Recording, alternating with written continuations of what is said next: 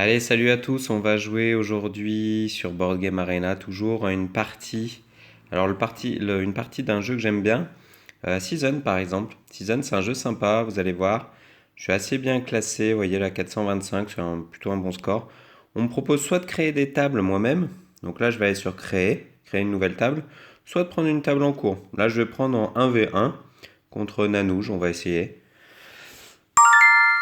Le mec accepte tout de suite, ça veut dire qu'il est connecté. Je vais baisser le son un petit peu des cartes du jeu. Alors vous voyez, lui il est à 210, en théorie il est moins fort que moi.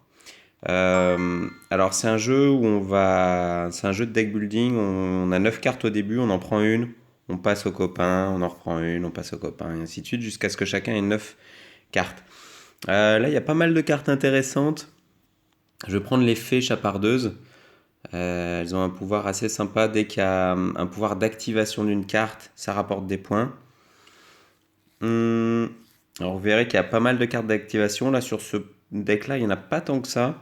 C'est un peu dommage. Je vais prendre le sceptre là, qui est dur à poser. Enfin, dur. Il demande quatre petites matières différentes. Vous voyez, bleu, vert, jaune, rouge, qu'on va prendre dans la roue des saisons. Je vais vous expliquer au fur et à mesure.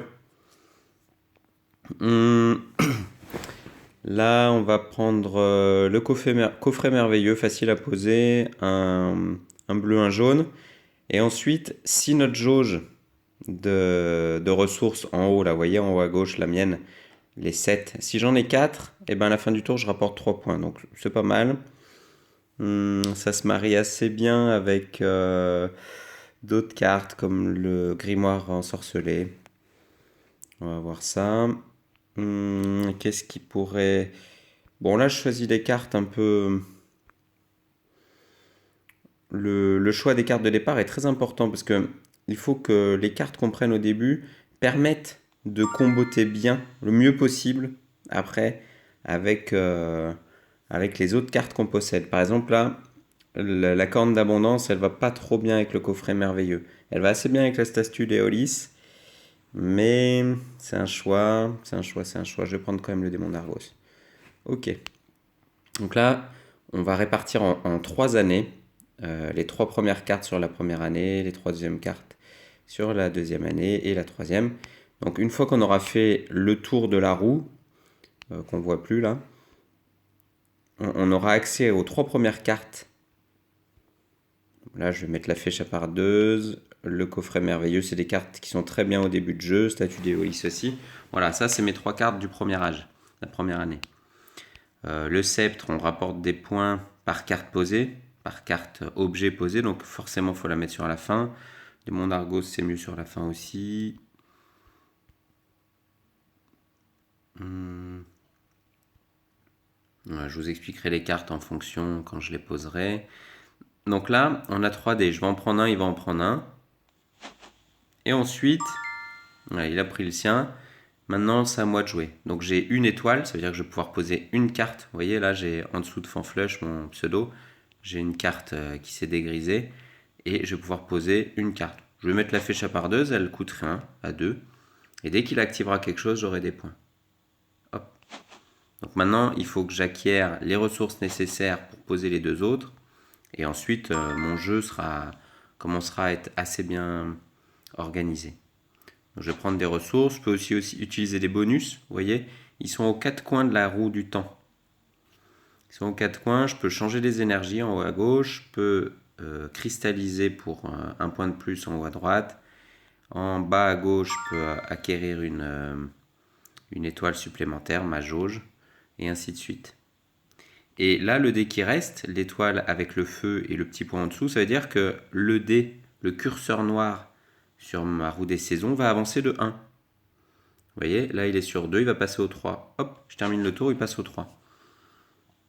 Je vais encore prendre des ressources, et je vais d'ailleurs utiliser un bonus, vous allez voir, parce que là j'ai que de la flotte, que de l'eau.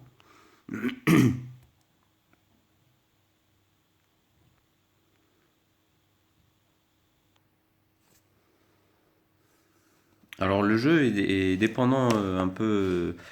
Ce jeu-là est dépendant des autres joueurs. Il y a des gens qui sont un peu longs des fois, ça peut arriver. voyez, je sélectionne 2 os. Je vais aller utiliser un bonus pour pouvoir échanger mes énergies. Je vais prendre un bois et un feu pour pouvoir poser ma statue d'Éolis. Statue d'Éolis, c'est pas mal. Vous voyez, quand je vais passer au 4, on va changer d'air, on va changer d'âge. On va passer de l'âge bleu à l'âge vert. Et là, j'ai le choix. Soit je prends une ressource, soit je prends 2 cristaux et je regarde la carte au-dessus de la pioche. Là, je vais prendre un feu parce que j'entends poser mon coffret merveilleux. Ça va m'arranger d'ailleurs. Hop. Comme ça, je vais pouvoir le poser et vous verrez qu'il me restera 4 énergies dans ma jauge, une fois que je l'aurai posé. Vous voyez, là, je vais perdre un bleu et un jaune. Hop. Je l'ai posé. Il me reste 4 énergies en haut. Et bien, tous les tours, quand j'aurai 4 énergies dans ma jauge, je vais gagner 3 points. Là, je termine, je vais passer à 3. Je suis passé à 3. Donc maintenant, j'ai plus forcément besoin d'énergie, donc je vais regarder la pioche. Le prochain, c'est un coffret merveilleux. Ce serait super si j'arrive à le prendre. Parce que du coup, je poserai un deuxième coffret merveilleux. Et là, j'aurai 6 points par tour. Ça commence à être pas mal. Alors le problème, c'est que là, il va le prendre. Il y a une potion de puissance, voilà. Potion de puissance, on pioche la première carte et on augmente sa jauge de 2. Donc c'est lui qui va avoir le deuxième coffret merveilleux. Voilà, maintenant il faut qu'il refasse les énergies dans sa jauge pour pouvoir bénéficier des 3 points. Mais bon, ça va pas tarder. Là j'ai 7 énergies. Mais vu que j'ai la statue d'Éolis, j'ai droit qu'à 6. Donc j'en défausse une, classique. Hop. Là, j'ai le choix, soit je prends pour cristalliser un petit peu, pour gagner des points et pas perdre trop d'énergie trop souvent. C'est ce que je vais faire. Donc, je vais enlever les ressources qui rapportent le moins. Vous avez vu là, le jaune, dans le temps jaune, il rapporte que 1 cristal, alors que le bleu, j'ai du bleu, il rapporte 2. Vous voyez, dans la roue du temps. Et si je passais au tour d'après l'âge rouge, eh bien le bleu me rapporterait 3. Je vais cristalliser que 2 fois 2, 4 pour garder 4 énergies dans ma réserve pour que le coffret merveilleux me rapporte toujours 3 points. Vous avez vu, il a activé sa potion de puissance tout à l'heure. Ça m'a rapporté des points grâce à la fée chapardeuse. Et la potion des anciens, pareil. Là, ça se voit mal, c'est flou, mais il devra l'activer pour l'utiliser. Bien là aussi, je vais gagner des points. Harpe d'Estoria, ça aide à faire des... Ça aide, il faut activer tous les tours aussi, mais ça aide à gagner des étoiles. Voilà, donc là on a passé le premier âge, vous voyez, on est passé de 1 à 2. On a fait déjà une tour de roue. Donc là, on va récupérer toutes les cartes qu'on avait choisies au début. Le codex de Sélénia, la longue vue, la bague temporelle. On va voir à quoi elle sert. Je vais regarder ce qu'il y a au-dessus, l'amulette élémentaire. Sympa l'amulette élémentaire. Ça se marie bien avec mon jeu aussi. Alors, je vais choisir celui-là. Pourquoi? Parce que les deux autres vont faire avancer la roue du temps de 3. Et la bague temporelle, elle permet de gagner soit des points, soit des énergies quand on avance de 3. Moi, ça m'intéresse. Je vais défausser une énergie et je vais poser ma bague. La longue vue, elle sert à regarder les 3 premières cartes de la pioche et ensuite les reposer dans l'ordre où on veut. Ça peut être sympa quand on pioche. Est-ce que j'ai d'autres choses à faire? Non, a priori. Là, je capitalise surtout sur mes points tous les tours, c'est-à-dire statue d'Éolis, coffre merveilleux, bague temporelle éventuellement, fée chapardeuse éventuellement. Lui, il a le vase oublié d'Ijang qui est sympa, parce que dès qu'il pose une carte, il gagne une énergie. Vous voyez en haut le bandeau en haut. Il doit choisir une énergie parce qu'il a posé une carte. Potion des anciens, une carte intéressante. Je vous invite à aller voir l'effet des cartes. Vous tapez sur Google amulette élémentaire ou codex de Sélénia, jeu season. Ils vous donneront la carte en question et puis vous pourrez voir les conditions d'exploitation de cette carte. Il n'a pas un jeu spécialement fort. Le bâton du printemps, ça s'utilise surtout au milieu. Alors vous voyez, la bague temporelle, on avançait de 3. J'ai le choix. Soit 4 cristaux, soit une énergie de mon choix. Ça peut dépanner. Je vais prendre 4 cristaux parce que j'ai déjà les énergies que je veux. Alors là, dilemme, est-ce que je prends une carte, mais je sais que c'est le bâton du printemps, qui va pas m'intéresser forcément beaucoup, ou alors je prends des énergies, et je vais faire avancer la roue du temps de 3, ce qui moi m'intéresse. Donc là, je préfère clairement prendre ça, on va avancer vite, et on va avancer de 3, je vais prendre des 4 points. Voilà, c'est plutôt intéressant pour moi. Et en plus, je prends pas cette carte, la carte m'intéresse pas. Là, il a la réplique, la machine à réplique. Là, celle-là, là. Elle est intéressante parce que on peut défausser une énergie d'eau pour mettre une réplique. Et la réplique, à la fin du jeu, elle rapporte 7 points. Vous voyez en haut à gauche, 7 points. Donc lui, il va faire ça tous les tours jusqu'à avoir ses 15 cartes remplies. Le problème pour lui, c'est que j'ai l'effet chapardeuse et qu'à chaque fois qu'il active, donc il active pour mettre une réplique, et ben moi, il me donne des points. Je cristallise les énergies les plus chères. Vous voyez que là, les plus chères, c'est le rouge. Elle rapporte 2. Donc c'est les plus chers que je peux cristalliser. Hop. J'avance de 3. Je vais faire mes 2 points en regardant la première carte. Je vais prendre mes 4 cristaux.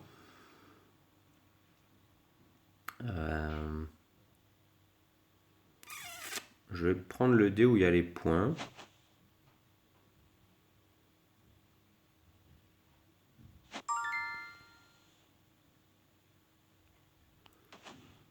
C'est pas gagné, hein. C'est pas gagné parce que j'ai peu de points d'avance.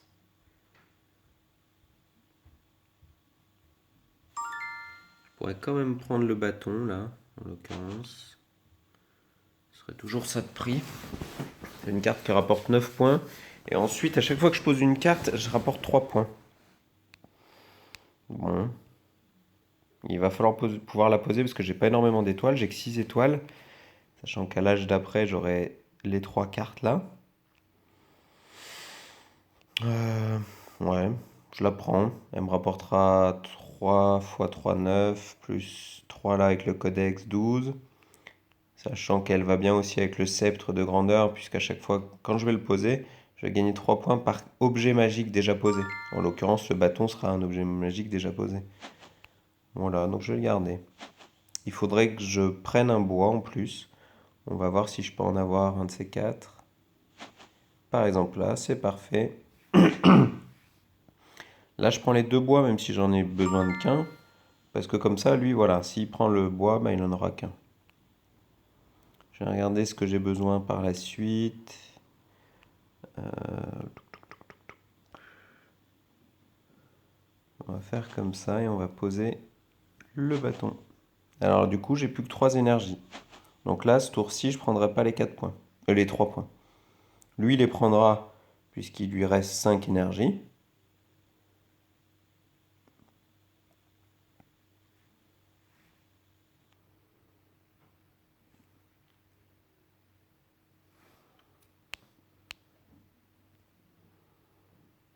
Donc à la fin du jeu, c'est les points qu'on a déjà collectés. Moi j'ai 65, lui 45. Ça va augmenter un petit peu lors du 3e tour. Plus les effets spéciaux de certaines cartes qui rapportent des points en plus à la fin du jeu. Plus les points cartes en haut à gauche. Celle-là, elle rapporte 12, celle-là 4, celle-là 6. Donc là, au lieu de prendre 2 cristaux, je vais prendre évidemment une énergie pour au moins être à 4. Et actionner mon coffret merveilleux. Je vais prendre celui-là, ce dé, pour que mon dé avance de 3. S'il avance de 3, je vous rappelle que j'ai la bague temporelle qui va me faire des points. Et en plus, j'ai plus beaucoup de cartes à poser, donc j'ai pas intérêt à ce que le sablier des temps avance trop lentement.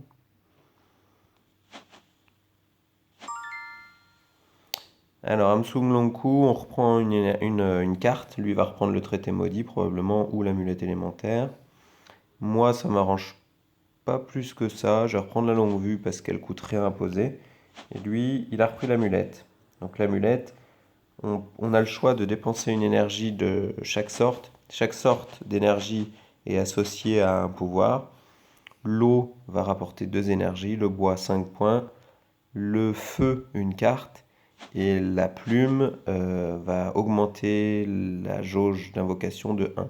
Il est déjà à 15, donc bon, ça sert à rien. Mais l'amulette du tombeau, elle coûte 2 feux. On va piocher les 3 dernières cartes de la défausse, en prendre une et en remettre une sur la pioche. Ça, c'est une carte qui peut être très intéressante, qui est pratique.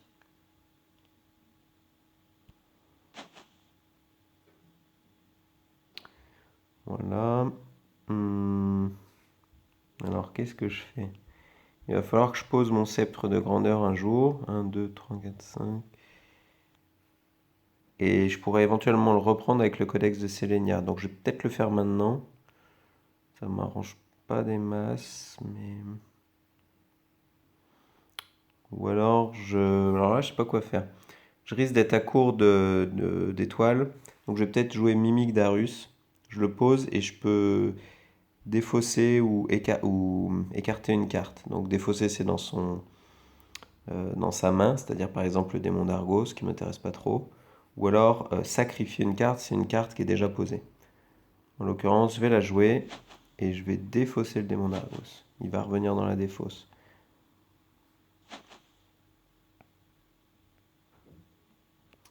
Là, on va prendre une énergie et une autre énergie. J'ai besoin d'étoiles, mais j'en ai plus besoin que 2. Donc l'un dans l'autre, ça m'intéresse pas plus que ça. Je vais prendre plutôt les points, là, les 2 points et les 2 bois. Et je vais pouvoir poser mon sceptre. Vous voyez le sceptre, je suis à 85. Je vais le poser, je vais prendre 3 points par carte déjà posée. Plus 3 points avec mon bâton de printemps. Tac. Je suis passé à 106.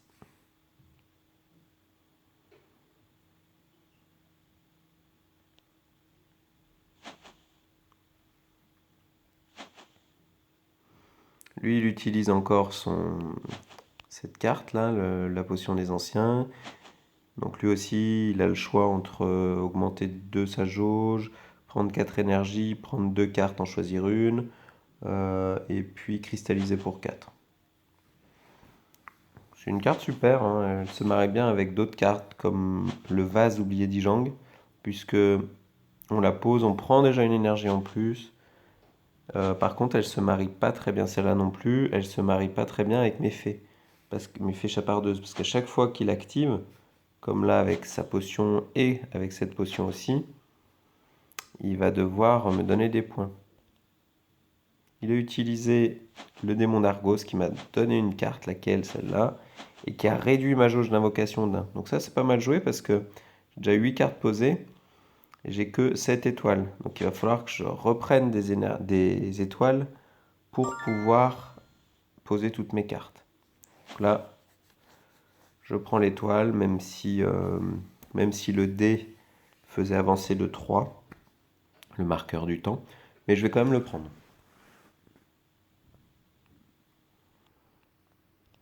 Au pire, je pourrais utiliser des bonus. Le bonus plus une étoile. Je peux l'utiliser encore 2 fois, on a droit à 3 bonus. Le problème, c'est que quand on utilise un bonus, on perd des points. Là, j'ai utilisé un bonus, j'ai moins 5. Si j'utilise un autre bonus, je vais passer à moins 12. Si j'en utilise un troisième, je vais passer à moins 20. Donc ça peut faire la différence sur une partie. Hop, on va en rester là. Là, je vais probablement, avec ma statue d'Éolis, prendre une plume pour pouvoir poser ma corne du mendiant ou le codex de Sélénia. Pourquoi? Parce que les plumes, ben, il n'y en aura pas dans les dés. Dans les dés sur la période jaune, les plumes rapportent 3 points si on les cristallise, mais du coup, on les retrouve jamais sur les dés. Donc hop. Là, j'ai le choix. J'ai le choix. Je vais prendre une étoile.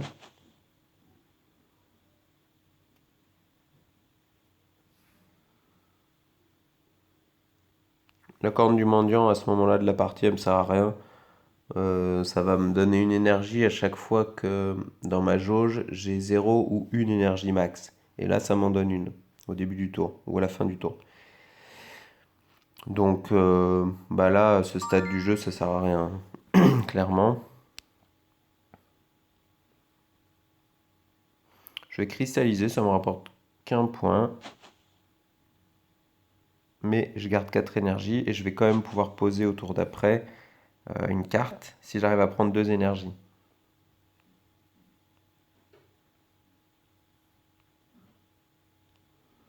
Là, vous voyez que j'ai 113, il a 67. Donc j'ai quand même un peu de points d'avance, mais j'ai peu de cartes posées. Et lui a beaucoup de cartes posées. Donc ça lui fait beaucoup de points, même s'il a le traité maudit qui rapporte moins 10. Donc qui coûte 10 points. Il a beaucoup de cartes d'invocation. Ça c'est ma chance, puisqu'avec l'effet chapardeuse, ça me donne des points. Pardon. Voilà, là, je vais regarder ce qu'il y a derrière. Ouais, ok. Alors j'aurais bien aimé avoir une énergie de plume pour pouvoir jouer mon codex. Je vais quand même prendre 2 énergies. Pourquoi? Pour pouvoir... Alors, là, qu'est-ce que je fais? Soit j'utilise mon codex pour reprendre la longue vue qui me coûte rien à poser. Soit je reprends le sceptre de grandeur pour pouvoir le poser et me rapporter pas mal de points. Mais il va falloir que j'utilise 2 bonus. Donc là, c'est un calcul. Je peux le faire rapidement. Le codex, si je le pose, il me faudra un bonus. Ça va me coûter donc 7 points. Ensuite, je vais pouvoir cristalliser toutes les énergies. Et de l'autre côté, je vais rapporter 3, 6, 9, 7. 7 fois 3, 21. Mais ça va me coûter 8. Je ne vais pas pouvoir cristalliser l'énergie. Bon, on va faire comme ça. On va utiliser le codex pour reprendre la longue vue seulement. Ça suffira. Donc là, la deuxième énergie, je prends une eau parce que c'est celle qui rapporte le plus. Je pose mon codex, je reprends ma longue vue. Ah, je peux pas. C'est un objet. Vous devez reprendre un objet magique en main.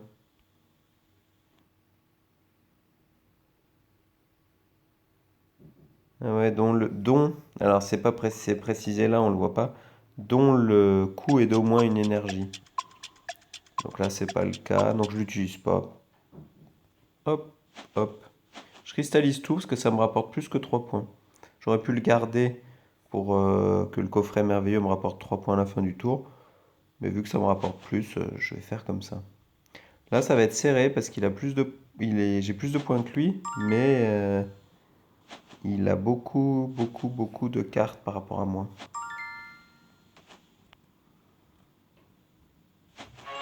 Voilà. Ça passe, ça passe, ça passe. Vous voyez, il y a un petit pouce vert ou un petit pouce rouge. Le gars joue vite, je vais lui mettre un petit pouce vert. Comme ça, je sais après que c'est un gars réglo. Et vous voyez, j'ai un chat aussi. Donc en général, quand on chatte, on peut se dire bonjour ou bien jouer ou discuter. Là, je vois que c'est un joueur FR, joueur français. Donc je peux lui mettre merci ou bonne partie. Bon, voilà. C'était la première vidéo de C'était la première vidéo de Season, j'espère qu'elle vous a plu. J'en referai d'autres pour vous expliquer, petits conseils techniques, ce genre de choses. Voilà, j'espère que ça vous a plu. À bientôt, salut!